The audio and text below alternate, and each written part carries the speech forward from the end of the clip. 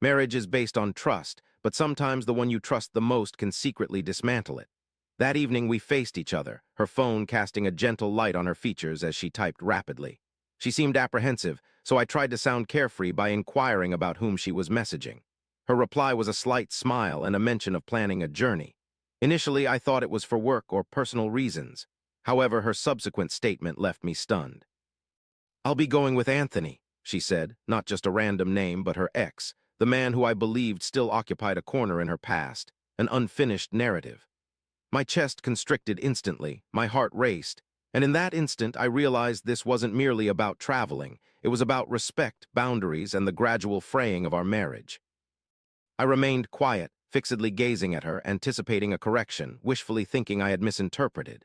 Yet she did not correct herself. Instead, she reiterated it with composure, as if her plan to travel for extended periods with an old lover was ordinary. My spouse, my partner, my presumed confidant, looked at me as if I were expected to merely accept it. Inside me, anger and sorrow clashed, but years of self-restraint had instilled a valuable lesson. Sometimes silence speaks louder than words. She seemed to be challenging me, consciously or not, and I refused to provide her with the pleasure of witnessing my loss of composure. In an instant, memories surged through my mind. Each instance where I supported her aspirations, the countless hours worked, the sacrifices made to construct our shared life. Every concession, every sleepless night with a cup of tea. And now she stood there, flippantly revisiting her past, without regard for its potential impact on me. Did she genuinely assume I would endure such disregard? Was she under the impression I was too invested, too timid to voice my feelings? My spirit aches, but my dignity echoed louder. When I eventually spoke, I didn't yell, I didn't debate, I didn't request clarifications. I merely leaned back, gazed directly at her, and softly said, "Don't fret." The tranquility left her utterly bewildered. She furrowed her brow subtly, evidently puzzled, but those two words carried a weightier significance than she recognized. Essentially, what I intended was, "Don't fret about me sticking around while you return. Don't fret about this marriage enduring your decisions. Don't fret about me tolerating what seems like deceit." A few brief words, a profound meaning. For the first time in a considerable stretch, a hint of doubt flashed across her face. She anticipated defiance, perhaps even wrath. What she didn't anticipate was serene acquiescence. She attempted to dismiss it. "It's merely a journey," she retorted hastily. She claimed we were just friends, yet her voice betrayed her. A subtle quiver betrayed her emotion. Inside, she acknowledged it, and my silence affirmed it.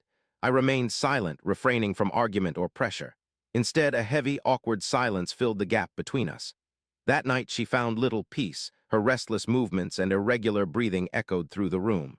I, on the other hand, spent the night awake, contemplating the future. One thing was certain: if she decided to leave, I wouldn't be waiting for her return, as my self-respect outweighed any relationship that left me feeling inferior to another man. By dawn, she attempted a second time, more gently this time. She pleaded for space, stating that the trip would bring clarity.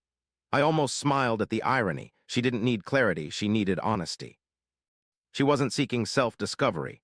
Instead, she was pursuing a feeling she thought she had lost, and in doing so, she was jeopardizing everything we had constructed. She responded with a subtle smile and said, "Don't fret," this occasion. There was no disagreement. She merely sat in silence, her untouched coffee cooling, her hands trembling slightly. A week later, her suitcase was filled, but her spirit wasn't.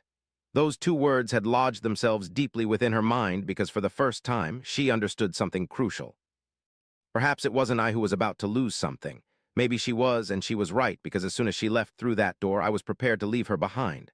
Not with drama or shouting, but with a peaceful resignation. My composure wasn't a sign of weakness. It was a show of self-reliance, and in the end, she didn't depart. The suitcase was gradually unpacked. She averted her gaze, yet some things, once disturbed, never fully recover their original state. Our marriage didn't end that day, but something fundamental within it was irrevocably altered.